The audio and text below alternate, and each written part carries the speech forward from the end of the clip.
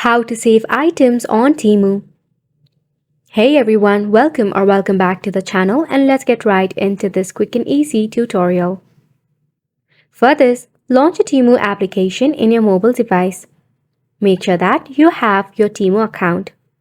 Sign in into your Temu account first and foremost. Now to save the items on Temu, it just takes a couple of steps. Firstly, find the item that you want to save. Click on the item.